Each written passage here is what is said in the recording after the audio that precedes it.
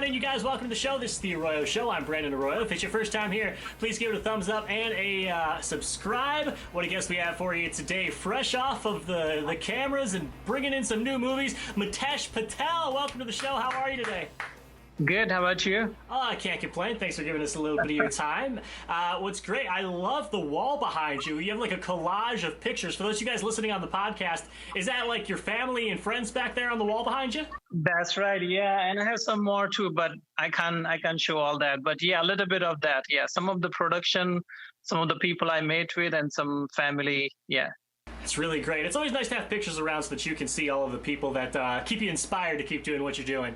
All right, so the coronavirus movie that you completed a couple of months ago, I wanted to start there because I think that for a lot of people, they might be curious. I mean, it's such a new topic, how you go quickly from having something that's so culturally relevant to then putting that into a movie and turning it around so quickly like that. So let me start. I think in March, first week of March or something, I think we start hearing, and I'm in Arizona, so there was no much cases here, only like 10 or 20 cases here. But New York was so much, I guess, and then some other side of the world. So they have so many cases, and we was thinking like we should have something which, people was so much scared. And I thought that we need to have something which is not putting people on the scare, but at least give them something to have a hope or some inspire or something. So we wrote the story just in a week, whole screenplay. We make it ready, but we want to have something for everyone to go through and learn something or have some hope or some faith on this. So we wrote that in a week, and then we shot in 7.5 days. That's amazing. And for those of people that are new to the film industry and with the production side of it, that is highly unusual for a project to go from concept to completion in less than a month. A lot of times, just the producing of it takes a year just to get it to the point where you can shoot. For you to be able to do that so quickly, can you just speak to how unusual that is in the movie industry? So, yeah, actually, we do other production too, and we take, entire year to make one production. But this one was quick because it's based on the time, it's based on situation. And if we don't put out this one to the public, then it's no use for this product. So we decided that we want to make it quick and put it out as soon as possible. So that's the reason we produced that. And Arizona have only few cases when we start producing. But within a few days or something, we start getting in like hundreds, and it's turning to thousands. So we find out that soon we're going to have a lockdown or stay-at-home order in Arizona too. That's why we were rushing to finish it before that. And this is what happened. Like, we finished the production, and next day the governor announced stay-at-home order, everyone.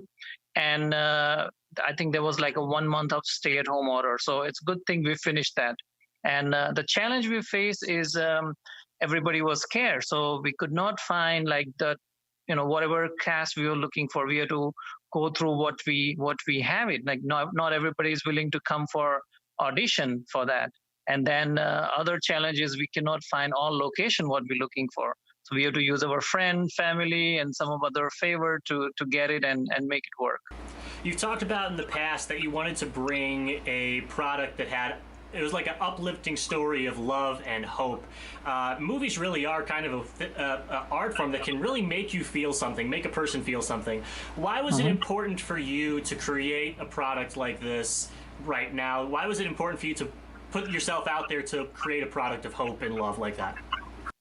So I think the main thing is everybody is scared of this. I mean, it's good to be a little scared or secure and, have safety and all that. It's perfectly fine. But what about the people who already have it, this virus?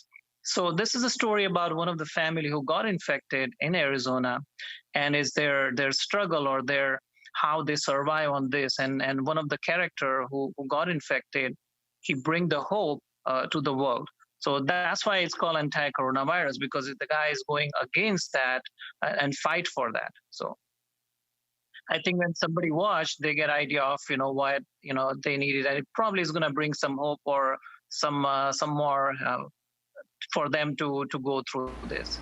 Before we get into sort of what got you first into the film industry and what made you want to get involved in it, I just wanted to talk about the team that you had for this product. One last question about this project. You had a cast and team of just 11 people, correct? That's right. What can you say about that group and just the effort that they put in? Because typically, you know, films will have a larger cast and crew than that. Right. So due to the situation, we could not have it bigger cast and crew. So we have to work with limited. So we created just a one family story, and then crew, we have only limited people. So everybody was doing multiple things on this project. Like I was a director and producer, but still I was doing DIT work. I was doing some PA work too, you know. So we was doing everything, and other same thing. DP was doing so many other stuff also, and so do other crew members. So yeah, we decide to work on doing multiple things on this. And the challenge was we want to finish in 7 days. So we was kind of working day and night to finish this. Okay, the film is Anti-Coronavirus Movie. Go ahead and check that out, everybody. I want to talk a little bit about what got you to where you are right now. What originally made you want to get involved with the entertainment industry? And what were your first steps once you decided you wanted to do it to get into the actual art of doing it? Sure. So my background is I'm a graphic designer. I did fine arts and learn about the designing and advertising.